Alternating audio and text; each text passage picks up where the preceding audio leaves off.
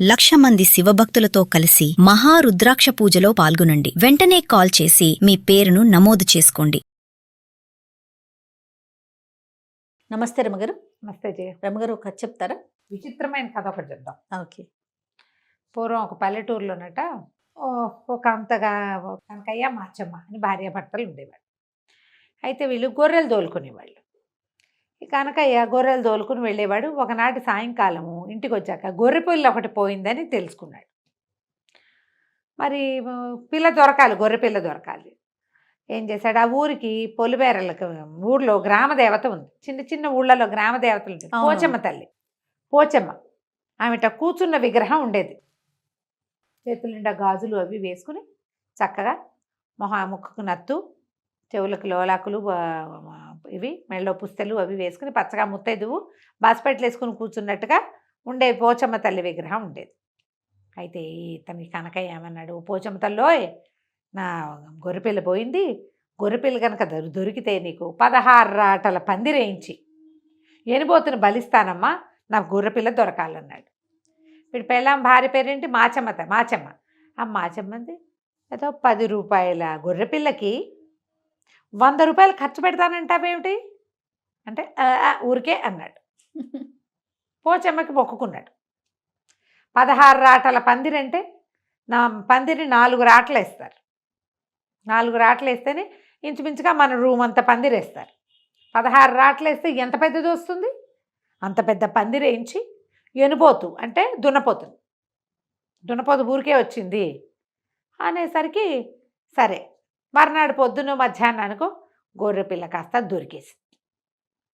దొరికేసేసరికల్లా ఇప్పుడు పోచమ్మ దగ్గరికి వెళ్ళి చెప్పి రావద్దు, మాచమ్మంది ఇప్పుడేం వేస్తావు పందిరి, గొర్రెపిల్ల కాస్త దొరికేస్తుంటే పదవే పోచమ్మ దగ్గరికి వెళ్దామని వెళ్ళి పోచమ్మ దగ్గర నిలబడ్డారు. పోచమ్మ దగ్గరికి దండం పెట్టారు. దండం పెట్టి వీడు ఏమన్నాడు, ఈ కనకయ్య, ఓ పోచమ్మ, నీ వల్ల గొర్రెపిల్ల దొరికింది, నీకు 16 రాట్ల పందిరేస్తానన్నా కాదు అని 1 2 3 4 అని చిటికలతోటి 16 ఇట్లా వేసి పందిరేసినట్టుగా నటించాడు. ఇదిగో నీ 16 రాటల పందిరి. అక్కడి నుంచి ఈ ట్రావే అని పెళ్ళాం తల్లో పేలు ఉండేట. ఒక బలిసిన పేరును ఒకదాన్ని తీసి దాన్ని ఇట్లా కుక్కి ఇదిగో ఎనిబోతును కూడా ఇచ్చేసా, నీ బాకీ చెల్లు. పూజమ్మ హాస్పిటల్ వేసుకొని చూస్తోంది. అవురా, మనుషులు పెళ్ళాన్ని మోసం చేస్తారు, కొడుకుల్ని మోసం చేస్తారు, తండ్రుల్ని మోసం చేస్తారు, ఎవరినైనా మోసం చేస్తాడు.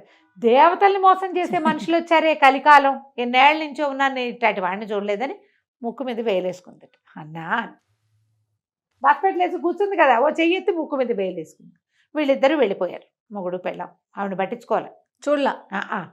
సాయంకాలం దీపం పెట్టి దండం పెట్టుకోవడానికి వచ్చిన వాళ్ళు ఎవరో పోచమ్మ తల్లి హాస్పిటల్ వేసుకున్న అమ్మవారు ముక్కు మీద వేలేసుకుందని చూశారు. అయ్య బాబోయ్, ఇంకేముంది, పోచమ్మ తల్లి ముక్కు మీద వేలేసుకుందన్నారు. ఎవరు వచ్చినా ఆవిడ కళ్ళు ఇట్లా ఊరిమి చూస్తుంటుంది, ముక్కు మీద వేలు మాత్రం అలాగే ఉంది. ఊళ్ళో వాళ్ళు కోండేశారు, మేకనేశారు, కదలలేదు. అయ్య బాబోయ్, ఈ ఊరికేదో ముంచుకొచ్చేసింది, ఇంకేముందని పక్క ఊళ్ళో గ్రామాధికారి చెప్పారు. ఇదో చిన్న ఊరు, ఆ గ్రామం ఈ గ్రామం అన్నీ తప్పెట్ల మోతలతోటి మొత్తానికి తెలియజేశారు. ఆ ఊరు రాజుగారికి తెలిసింది. అదేమిటి, ఒక పెద్ద ఊరు, చుట్టుపక్కలన్నీ చిట్టి గుంపులు, చిన్న గ్రామాలు. రాజుగారు ఒక పురోహితుడిని పిలిచి, ఏమిటండి ఫలానా ఊళ్ళో పోచమ్మ ముక్కు మీద వేలేసుకుందిట, ఏదో అపరాధం జరిగింది, ఇప్పుడు ఏం చేయాలండి అన్నారు. వేలు తీయించాలండి, లేకపోతే కొంప మునిగిపోతుంది, అకాల వర్షాలు ఏవో రాబోతున్నాయి, మనకి కరువు వస్తుందో, కాటకం వస్తుందో, క్షామారం అనమాట, డ్రాట్ అంటాం కదా, అది ఏమొస్తుందో, వేలు తీయించాలి ముందు. పూజలు చేశారు, పునస్కారాలు చేశారు, వేలు అటగే చూస్తారు. అక్కడి నుంచి రాజుగారు చాటింపేయించారు. ఎవరు పోచమ్మ ముక్కు మీద నుంచి వేలు తీయిస్తారో వాళ్ళకి అర్ధరాజ్యం ఇచ్చేస్తాం, లేకపోతే మొత్తం రాజ్యం పోయేలాగా. అక్కడి నుంచి ఈ మాచమ్మ ఉంది కదా, ఈ మన కనకయ్య గారి పెళ్ళం, ఇప్పుడు ఏం చేస్తుంది, ఇంట్లో నుంచి చీపురు పుచ్చుకెళ్ళి నేను చేయిస్తానని చెప్పి మీరు అందరూ వెళ్ళిపోండి అని జనాలందరినీ పంపించేసి లోపలికి వెళ్ళి తలుపు గడిగేసుకుని పోచమ్మ వైపు తిరిగి కొంగు దోపి చీర ఎగ్గట్టుకుంది పైకి. ఏ పోచమ్మ, ఏంటి మొక్కుంటే మాత్రం తీర్చాం కదా ఏదో రకంగా, ముక్కు మీద వేలు తీస్తావా, చీపురేసి కొట్టమన్నావా అన్నది అన్నగారి అమ్మ. పోచమ్మ తలకు దిందుంపదేగా, దీని మొగుడిచ్చిన వేటను చూసి ఆశ్చర్యపోయి ముక్కు మీద వేలేసుకుంటే ఇది చీపురేసి కొట్టేలాగే ఉంది, దీని మొహం మండ అని వేలు తీసేసింది ఆవిడ. తీసేసి చేతులు కిందకి పెట్టుకుని కూర్చుంది. 2 చేతులు కిందకి వచ్చేసినాయి. అక్కడి నుంచి ఇప్పుడు చీపురు చేత్తో పుచ్చుకొని బయటకు వెళ్ళిపోయింది. అమ్మవారి ముక్కు మీద వేలేసింది, వేలు తీసేసింది, చూసుకోండి అని. జనాలంతా చూసారు. బాచమ్మ లోపలికి వెళ్ళింది, ఈవిడ ముక్కు మీద వేలు తీసేసింది. ఇంకేముంది, అర్ధరాజ్యం. అర్ధరాజ్యం వచ్చేసింది. మొగుడి దగ్గరికి వెళ్ళింది. నువ్వు మొక్కిన మొక్కు వల్ల చూసావు మనకు అర్ధరాజ్యం వచ్చింది, పోచమ్మకి చీపురు అంటే భయం అని చెప్పి. పోచమ్మ తల్లి ఏం చేసింది, మొదట ఆశ్చర్యపోయింది. తర్వాత దీంతో దెబ్బ, వాడు మొక్కు తీర్చకపోతే పీడాబాయిరి వెధవుదున్నపోతూ, లేకపోతే పోయింది. దీని చీపురు దెబ్బలు ఎవరు తింటారు? ఆశ్చర్యపోవద్దు, దేవుళ్ళని చీపుళ్లతో కొట్టే వాళ్ళు కూడా ఉన్నారు ఈ లోకంలో. కలికాలం ఇట్లాంటి కాలం.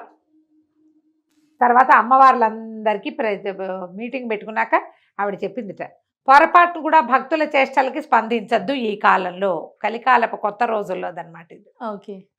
దేవుళ్ళు ఏం చేసినా సరే స్పందించద్దు. ఇప్పుడు భక్తులు ఏం చేసినా కూడా స్పందించద్దు. స్పందించావా మళ్ళీ కొత్తవేవో వస్తాయి సమస్యలు మనకి. అందుకని కేవలం విగ్రహ స్వరూపంలో చూస్తూ ఉందాం అంతే. కాబట్టి ఇప్పుడు చూడు, ఈ కలికాలంలో దేవుళ్ళు పలకరంటే దేవుళ్ళదా తప్పు, మందా? మందే కదా రమ్మగారు. మనమే కదా, మనమే దేవుళ్ళని పలకనివ్వకుండా చేసుకుంటాం. మనకి ఏదైనా కావాలంటే పుచ్చేసుకోవటం, తేడా రంగానే పొట్టడం, ఈ గోలంతా ఎవడ పడతాడని వాళ్ళు మానేశారనమాట. కథ కంచికి మనం ఇంటికి.